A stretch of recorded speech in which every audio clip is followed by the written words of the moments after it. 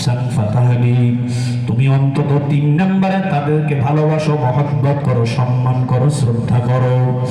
আর 4 নম্বরে তুমি তাদেরকে সহযোগিতা করো, যেহেতু তারা দিন প্রচারের জন্য মাদ্রাসা প্রতিষ্ঠা করেছে, ওয়াজ মাহফিলের ব্যবস্থা করেছেন, উম্মতের কর্ণকুহরে উম্মতের ঈমান আমল মজবুত করার জন্য তারা ওয়াজ মাহফিলের ব্যবস্থা করেছে। এটা হলো একটা রুহানি চিকিৎসালয়। সাময়িক সময়ের জন্য এখানে যারা আসবে দিল নরম হবে, চোখে পানি পড়বে এবং তাদের কলবটা আল্লাহ এবং রাসূলের দিকে মোতাজ্জ হবে। কথা ঠিক না ঠিক? আলেমদের ভালোবাসা এবং তাদের দ্বীনি কার্যক্রমের সামর্থ্য অনুযায়ী সহযোগিতার হাতকে প্রসারিত করা, এই দুইটা আমাদের পক্ষে সম্ভব। আল্লাহ আপনি সবাইকে তৌফিক দান করেন, জোরে বলেন আমিন।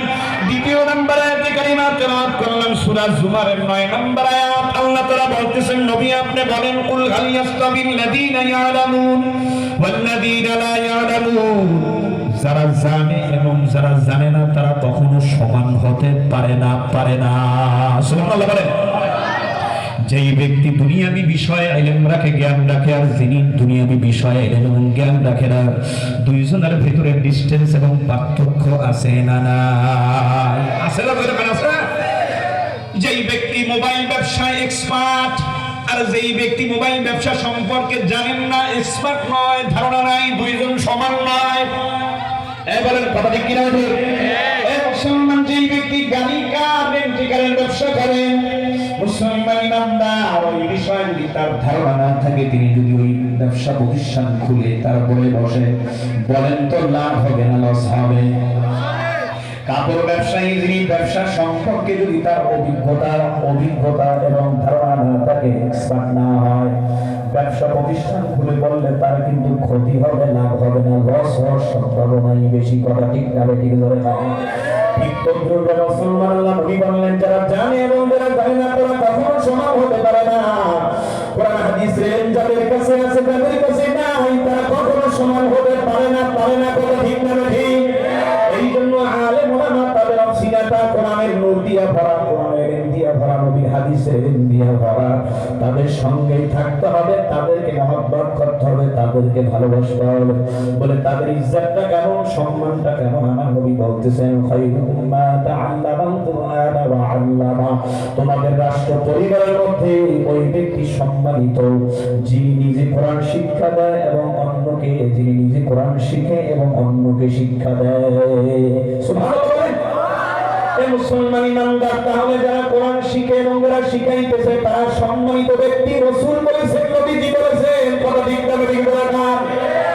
এখন সমাজের মধ্যে আমরা দামি মনে করি ডক্টর, ইঞ্জিনিয়ার, প্রকৌশলী, বড় অফিসার, বড় গায়ক, নায়ক, বড় সিনেকার, তারা সম্মানিত নয়। চাটুকার, চান্দাবাজ, ধান্দাবাজ নয়।